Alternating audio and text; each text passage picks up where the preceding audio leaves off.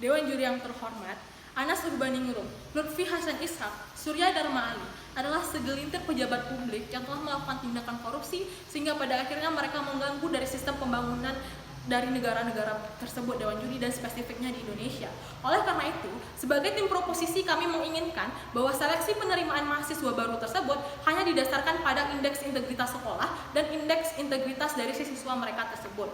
Karena pada dasarnya, ketika seorang individu mereka terjun pada dunia kerja mereka, maka yang mereka butuhkan bukan hanya dari intelektual mereka, melainkan ada integritas kejujuran yang seharusnya mereka unggulkan tersebut, Dewan Juri. Kami dapat melihat bahwa kondisi sekarang spesifiknya pada negara-negara dengan indeks koruptor tinggi tersebut sampai mencapai tingkat korupsi 37% dan tidak menimbulkan efek jerah terhadap negara mereka tersebut, sehingga pembangunan mereka terus saja terganggu oleh para pelaku-pelaku korupsi tersebut. Dan kemudian yang kedua adalah bagaimana spesifiknya penerimaan mahasiswa baru yang terjadi di negara-negara korupsi, dan contohnya adalah Indonesia. Bagaimana ada 3 tahap dalam penerimaan mahasiswa baru. Yang pertama adalah dengan nilai rapor, kemudian ada tes, dan ada seleksi mandiri.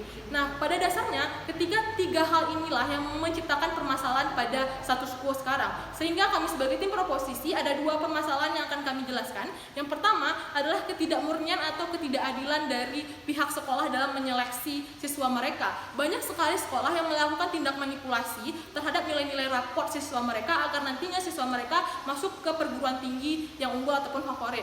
Nah, yang kedua adalah bagaimana minimnya tingkat dari pemerintahan yang berintegritas tersebut, Dewan Juri yang terhormat, akibat dari tindakan korupsi tersebut. Kita contohkan sebagai anggota DPR yang melakukan tindakan korupsi, mereka tidak memiliki integritas sehingga pada akhirnya mereka tidak lagi memiliki kehormatan di mata publik dan tidak mencapai esensi dari apa sebenarnya pejabat publik dan mengganggu dari sistem pemerintahan Indonesia itu tersendiri, Dewan Juri yang terhormat. Sehingga sebagai tim proposisi kami menginginkan adanya kondisi ideal yang seharusnya terjadi adalah bagaimana seorang siswa tersebut mereka lulus dari studi mereka, maka mereka akan mencapai esensi dari pendidikan, di mana akan menciptakan mahasiswa yang humanis, kemudian berpotensi, serta adanya keterlibatan sosial tersebut. Ketika hal ini telah terjadi, maka mereka akan mencapai yang namanya situasi seorang mahasiswa yang memiliki kapabilitas serta integritas terhadap kejujuran. Ketika pun ini semua telah terjadi juga, maka akan berdampak terhadap bahwa bagaimana ini akan menurunkan angka-angka korupsi yang ada di Indonesia, Dewan Juri. Oleh karena itu, 2 hal inilah yang akan kami capai pada posisi kami. Kemudian Dewan Juri, ada beberapa hal yang akan kami definisikan di sini. Yang pertama adalah dengan karakteristik negara dengan tingkat korupsi tinggi. Kita tahu bahwa negara-negara tersebut mereka hanya memerlukan mengkriminalisasikan para pejabat publik yang melakukan korupsi dengan adanya denda ataupun penjara, sehingga hal ini tidak menimbulkan efek jerah pada negara mereka tersebut, sehingga pembangunan yang ada di negara mereka akan terus terhambat. Dan kemudian yang kedua adalah bagaimana indeks dari integritas sekolah tersebut. Kita dapat melihat bahwa bagaimana mereka mengimplikasikan nilai-nilai kejujuran yang ada di sekolah mereka. Dan kemudian yang kedua, bagaimana integritas siswa tersebut adalah bagaimana siswa tersebut dapat menerapkan kejujuran mereka terhadap bahwa bagaimana lingkungan keseharian mereka tersebut, Dewan Juri yang terhormat. Dan kemudian yang keempat adalah bagaimana mekanisme yang akan kami jelaskan. Pertama, untuk dari integritas sekolah, kita dapat melihat dari bahwa bagaimana sekolah tersebut mentransparasikan dan pengelolaan dana mereka atau jejak dari apapun yang mereka lakukan seperti korupsi dan sebagainya.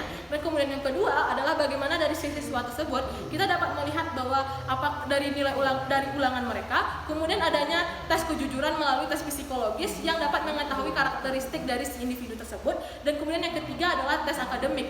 Di sini terdapat 2 skenario. Yang pertama, ketika seorang individu tersebut memiliki tes potensial dari akademik mereka tinggi namun kejujuran mereka rendah, maka kami akan lebih memilih seseorang dengan tingkat kejujuran tinggi dibandingkan dengan tingkat akademik mereka rendah tersebut. Karena tujuan kami pada dasarnya adalah bagaimana kami menciptakan yang namanya seorang siswa berintegritas agar dapat mencapai pembangunan dari bangsa tersebut, Dewan Juri yang terhormat.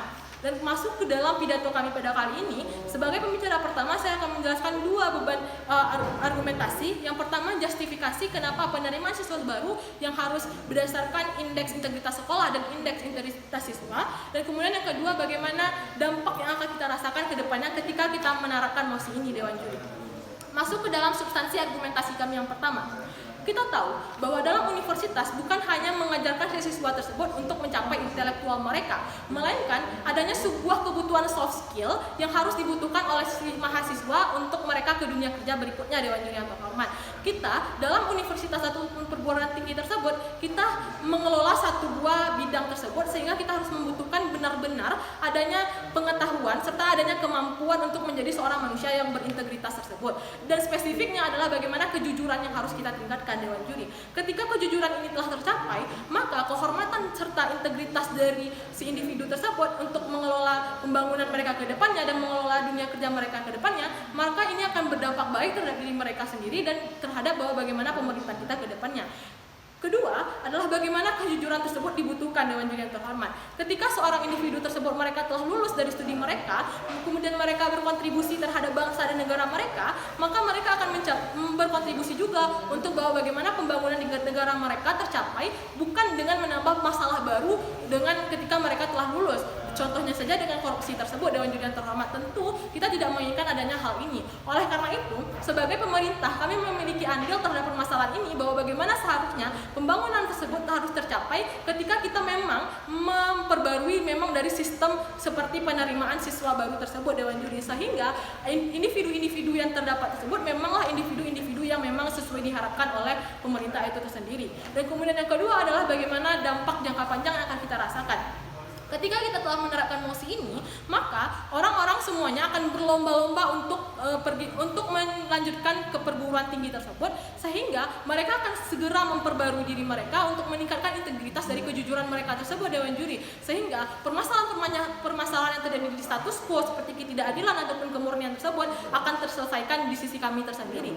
Kami asumsikan bahwa tim oposisi akan membawakan bahwa bagaimana dengan nasib para siswa yang memang mereka memiliki nilai tinggi namun kejujuran mereka rendah. Kami tegakkan bahwa kejujuran adalah memang hal yang fundamental yang seharusnya kita tegakkan di permukaan bumi ini, Dewan Juri yang terhormat. Oleh karena itu, dengan dua beban argumentasi kami, pertama justifikasi kenapa universitas kita terapkan, dan kedua dampak jangka panjang, kami setuju dengan mosi ini. Terima kasih.